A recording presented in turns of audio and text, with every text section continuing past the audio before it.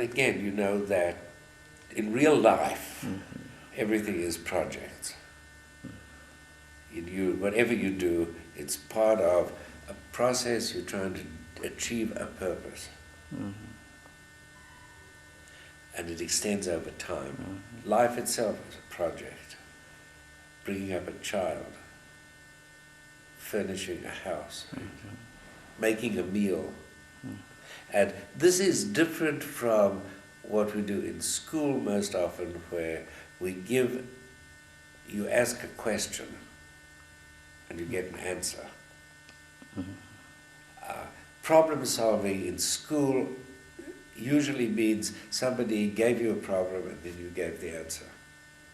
That problem was not part of a purposeful project where you solved it in order to do something else. I think that makes a huge difference, and that makes for a lot of what's so artificial in school, and where children so often don't really see the purpose. They don't, because it doesn't have a purpose.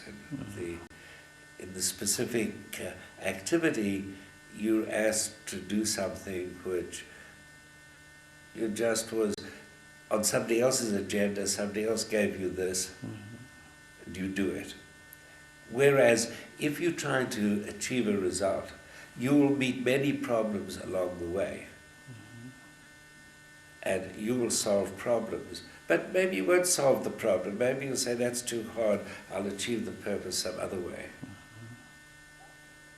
And that's a more interesting approach, because it's more like what happens in real life and it's more personal.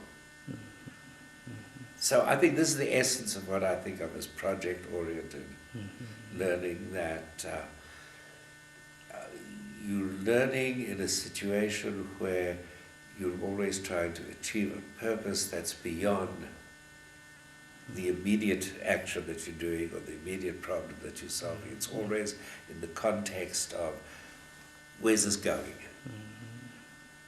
And I think that making things meaningful is not only better in a kind of moral sense, I think that encouraging people to do meaningless activities is absolutely dangerous from a moral, ethical point of view, because then they start doing mindless things, and you get stories like, we did atrocities because we were carrying out orders.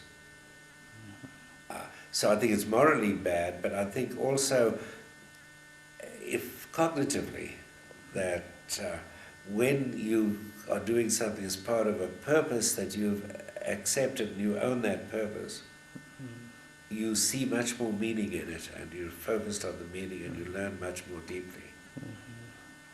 Now, one other dimension is that I think that the experience of being in a long project, where you're going to work on something that's going to take you weeks maybe, or months, or years, or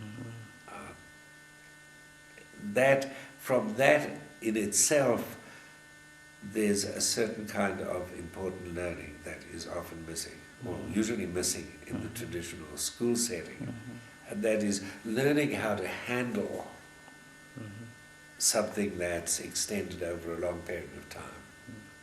And so that's another aspect of project, that we can incorporate this time element into it.